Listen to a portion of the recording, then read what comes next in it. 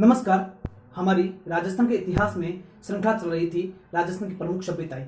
हमने पिछली कक्षा में राजस्थान की कालीबंगा सभ्यता को समझा और आज की कक्षा में हम राजस्थान की दूसरी सभ्यता आहड़ सभ्यता को समझेंगे। तो आज की कक्षा में हम समझेंगे आहड़ सभ्यता।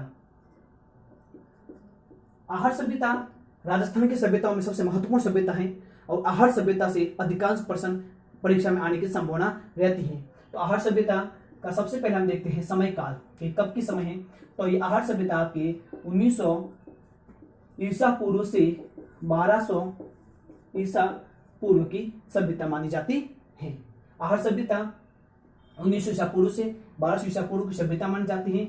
और आहड़ सभ्यता कौन से स्थल पर स्थित है और स्थल हम देखते हैं तो राजस्थान के उदयपुर जिले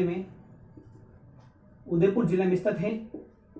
अगर नदी का देखते हैं तो आहड़ सभ्यता है वो आपके आयर नदी पर स्थित है।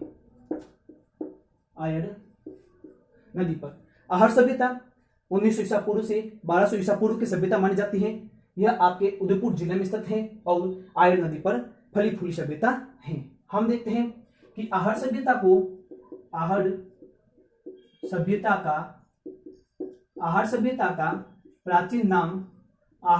का प्राचीन नाम है वो ताम्रवती नगरी था। आहड़ सभ्यता का प्राचीन नाम ताम्रवती नगरी था। आहड़ सभ्यता को प्राचीन काल में ताम्रवती नगरी कहते थे। तो हम यह भी ध्यान रखना है कि आहड़ सभ्यता को ताम्रवती नगरी कहते थे तो ताम्र सभ्यता को जननी किसे कहते थे। यहाँ पर दो प्रकार के प्रश्न बनते हैं। तो आहड़ सभ्यता को ताम्रवती नगरी कहते थे तो ताम्र सभ्यताओं की जननी आपके गणेश्वर सभ्यता को कहते हैं। गणेश्वर सभ्यता को आपके ताम्र सभ्यता की जननी कहते हैं, जो आपके कांतली नदी सीकर में स्थित है। ये कंफ्यूजन दूर होना अति आवश्यक है क्योंकि परीक्षा में यहाँ पर बहुत कंफ्यूजन माना जाता है कि ताम्रवती नगरी तो आहड़ सभ्यता हो गई और गणेश सभ्यता को आपके ताम्र सभ्यताओं की जननी कहते हैं। हम यहां से देखते हैं प्रश्न कि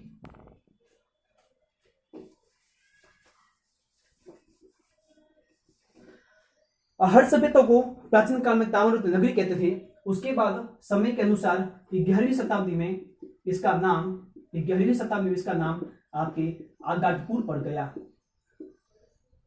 11वीं शताब्दी में इसका नाम आगाटपुर हो गया और वर्तमान में इसको धूलकोट भी कहते हैं। ये सामान्य जानकारी आहड़ सभ्यता से। आहड़ सभ्यता का विस्तार अगर हम देखते हैं प्राचीन काल में आहड़ सभ्यता का विस्तार कहां से कहां तक था तो हम देखते हैं तो बालाथल जो आपकी सभ्यता भी है।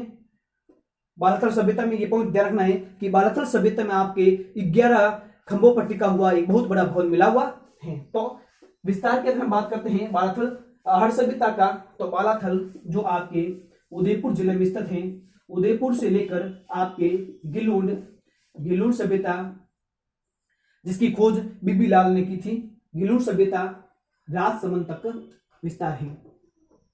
ये बहुत ही महत्वपूर्ण फैक्ट है कि आहड़ सभ्यता का विस्तार बालाथल उदयपुर से गिलूंड राजसमंद तक है। इसके बाद हम देखते हैं तो सबसे महत्वपूर्ण फैक्ट हमारा बनता है कि खोजकर्ता।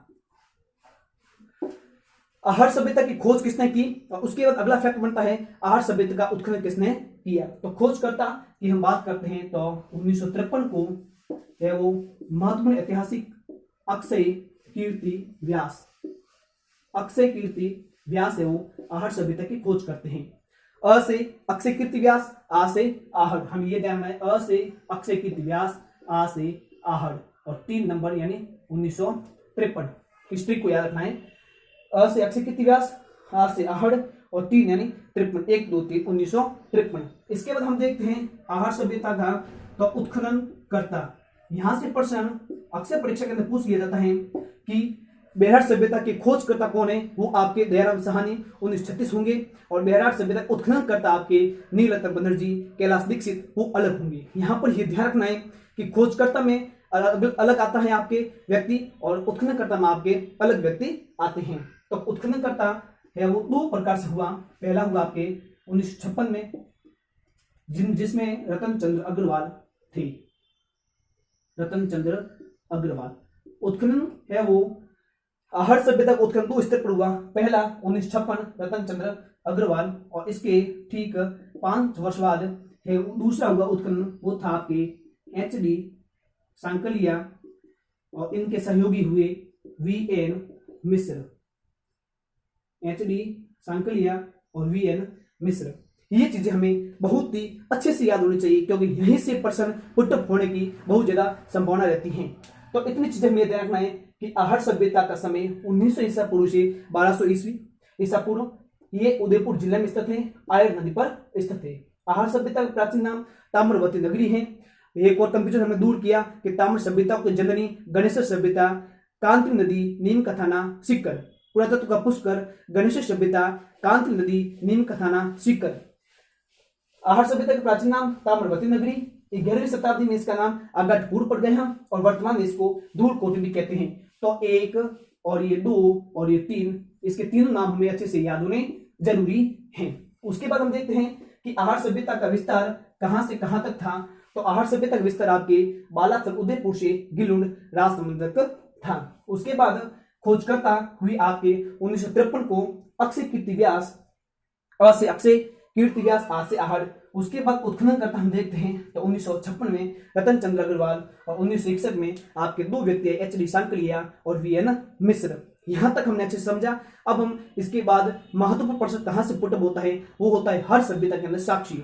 हमें पता है कि हर सभ्यता में सामान्य चीजें मृद भांड, तांबा, लोहा, पीतल, कुछ कांस्य बर्तन, कुछ सामान्य वस्तुएं मिलती हैं, परंतु हर सभ्यता में से एक विशेष तथ्य मिलता है, विशेष साक्ष्य मिलता है, वो उस सभ्यता को अन्य सभ्यताओं से भिन्न करती हैं। तो उसे हम अच्छे से याद रखना है, ताकि वो विशेष चीज परीक्षा में पूछने की प्रबल संभावना रहती है। तो आहर सभ्यता से संबंधित उन तथ्यों को हम देखते हैं।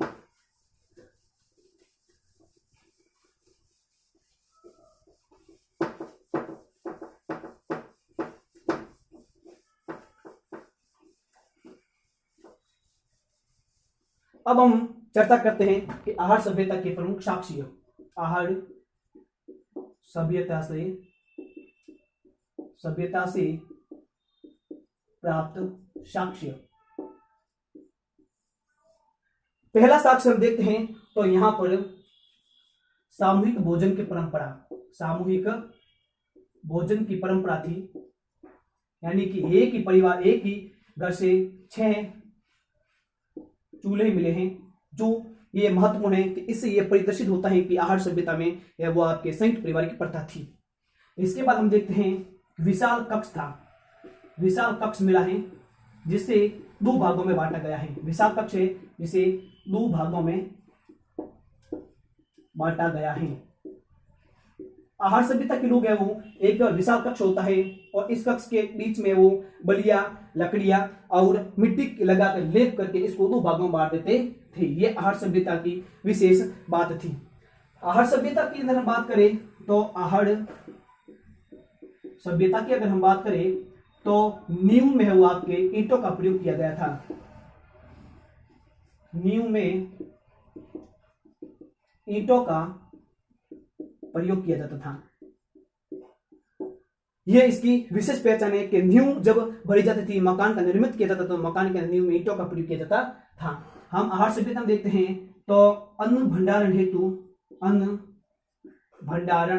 हेतु विशाल मृद भांड थे।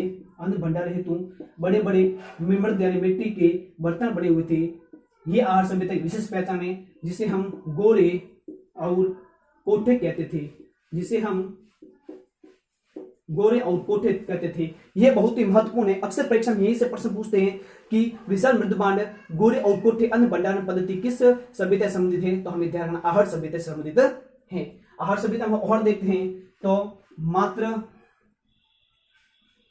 देवी की आहर सभ्यता से देखते हम तो महिला की खंडित मूर्ति मिली है। खंडित मूर्ति मिली है। यह भी बहुत इंपॉर्टेंट है, वेरी वेरी इंपॉर्टेंट तथ्य है कि महिला की खंडित मूर्ति हमें आहर सभ्यता से मिली है। आहर सभ्यता में देखते हैं तो जो मुद्रा थी, रुपयों के पैसों के सिक्के थे, उन मुद्राओं पर है वो अपोलो देवता थे। मुद्राओं पर अपोलो देवता अंकित थे, मुद्राओं पर अपोलो देवता अंकित थे।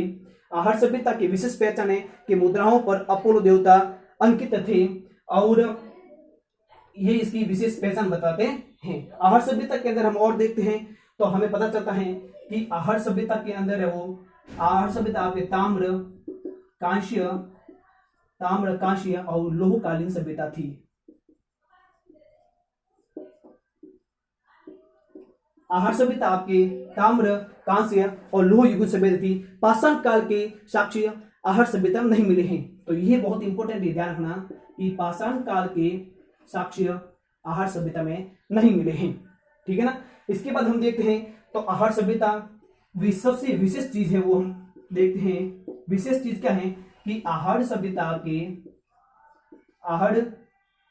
सभ्यता 8 बार उजड़कर बसने वाली सभ्यता है। 8 बार उजड़कर बसने वाली सभ्यता है। आहर सभ्यता 8 बार उजड़कर बसने वाली सभ्यता है। तो इस प्रकार आज की इस कक्षा में हमने आहर सभ्यता से काफी चीजें पढ़ी हैं कि सामूहिक भोजन, 6 चूल्हे एक साथ मिले हैं, विशाल कक्ष को 2 भागों में बांटा गया है। आहर सभ्यता में नींव में ईंटों का उपयोग किया जाता था। अन्न भंडार हेतु विशाल भांड थे जिन्हें गोरे कोठे कहते थे। महिला की खंडित मूर्ति मिली है। मुद्राओं पर अपोलो देवता अंकित होता था और आपके त्रिशूल भी था, त्रिशूल के भी साक्ष्य मिले हैं।